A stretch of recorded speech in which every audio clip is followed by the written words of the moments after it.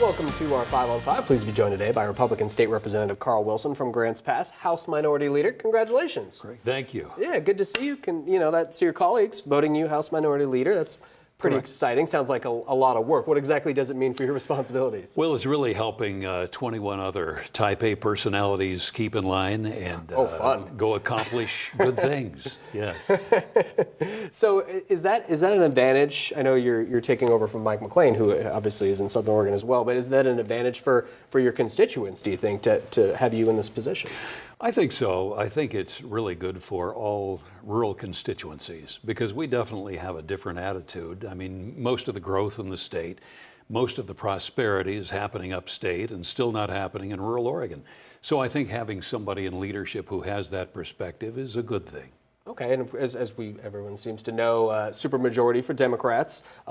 Does that leave you in your position powerless? That's a great question, and really not. There are some Democrats in the Oregon House who've been elected out of Trump districts, and they may not want to be dragged where their leader wants them to go. And so in that it takes 36 votes to pass a tax, they have 38 members. They obviously could have some math problems along the way. And so they'll be probably looking in some cases for help from us to do things. Okay, so you're expecting a cordial relationship. You don't expect to be shut out, per se? Yeah, I do. I expect to be shut out for the most part. I do want to say that I do have a cordial relationship with Tina Kotek, Speaker of the House. But the temptation is great when you have 38 members. You have 38 Democrats, you have 22 Republicans. You're able to do anything that you want to do, generally speaking. And those people who don't want to go where Tina wants them to go, who knows? Will they stick with her or will they not? We don't know, but they've got the power, they've got the horsepower to do whatever they want to do if they choose to do it that way. What's your biggest concern that Democrats will try and push along and through without Republicans? Well, my biggest concern is going too quickly because in this process, one of the roles of the minority is to stand up, jump, shout, wave your arms, try to slow the process down so that our rural constituency gets to know what is about to happen to them.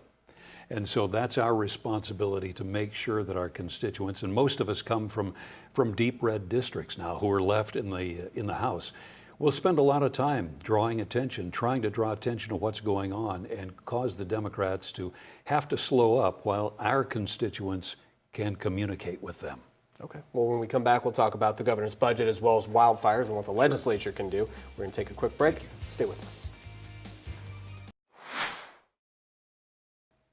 Welcome back to our 5 on 5. Again, we're here with Republican House Minority Leader Carl Wilson. So we're talking about the governor's budget, and I want to kind of ask you a little bit more about that in a second. But wildfires, something some people feel wasn't addressed appropriately in the governor's budget. But what can the legislature do regarding wildfires and smoke and some kind of situation that we can solve?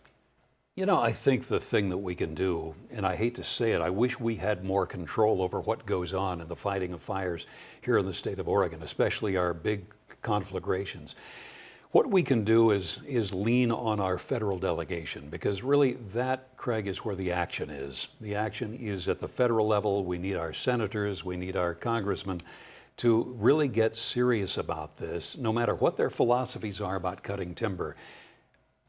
Breathing smoke like we have in the last years is not the result of any kind of cogent policy.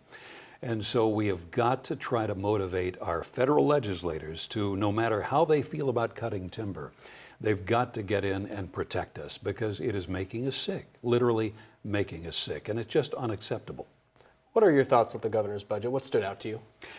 The number 2, and that is $2 billion in new taxes. Totally stunning, absolutely. The governor has encouraged us, in her words, to invest boldly, which sounds like code for going on a spree to me. And my constituents, and I think the case with many of our constituents, they don't understand a state that is getting record revenue in every day and yet won't talk about cost cutting and says, trust us, send us more, feed this machine, it needs more money. We don't understand that here in rural Oregon, where you do have a state that is collecting that kind of revenue, and we're told that it is not sufficient And you know, budgeting is about priorities. And that's something that we're failing to do. And so, you know, we're just urging everybody to try to get a hold of that figure, $2 billion in new taxation, given where we already are in our state. And there is yet no talk about cost containment, none at all. That's just not the way to run a life, not a way to run a business, not a way to run a state. I know how busy you are. A lot of time in Salem and Portland right now, prepping obviously for the work in this coming session. Appreciate you taking the time. Good to see you. Thank you. My pleasure. All right. Stay with us. We'll be right back.